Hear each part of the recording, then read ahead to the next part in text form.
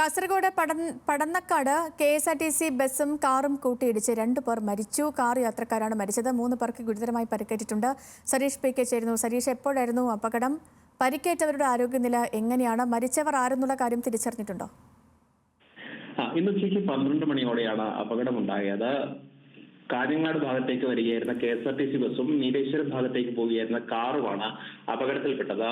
ഈ കടിച്ചറയിൽ ലത്തീഫിന്റെ മക്കളായ 6 വയസ്സുകാരനായ സൈനുൽ റുമാൻ ലത്തീഫ്, ഒപ്പം 12 വയസ്സുകാരിയായ ലഹജ് സൈനബ എന്നീ കുട്ടികളാണ് മരിച്ചത്. അതോടൊപ്പം തന്നെ 3 പേർക്ക് ഗുരുതരമായി പരിക്കേറ്റിട്ടുണ്ട്. 40 വയസ്സുകാരിയായ സുഹറാബി, 14 വയസ്സുകാരനായ സെറിൻ, ഒപ്പം 20 വയസ്സുകാരനായ ഫായിസ് അബൂബക്കർ, ഈ 3 പേർക്കാണ് പരിക്കേറ്റുള്ളത്.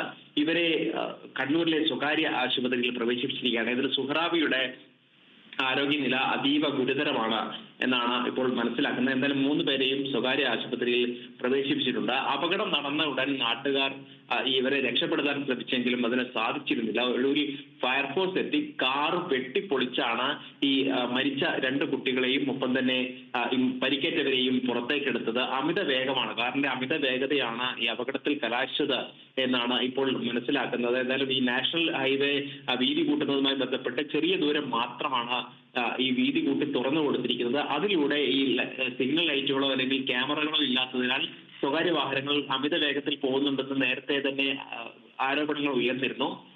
ഒരുപക്ഷെ അത് തന്നെയാവാം, ഈ അമിത വേഗം തന്നെയാവാം അപകടത്തിന് കാരണം എന്നാണ് മനസ്സിലാക്കുന്നത്. എന്തായാലും ഈ മരിച്ച കുട്ടികളുടെ മൃതദേഹം ഇപ്പോൾ ജില്ലാ ആശുപത്രിയിലേക്ക് മാറ്റിയിട്ടുണ്ട്. അതോടൊപ്പം തന്നെ പരിക്കേറ്റവരെ കണ്ണൂരിലെ സ്വകാര്യ ആശുപത്രിയിലേക്ക് മാറ്റിയിട്ടുണ്ട്.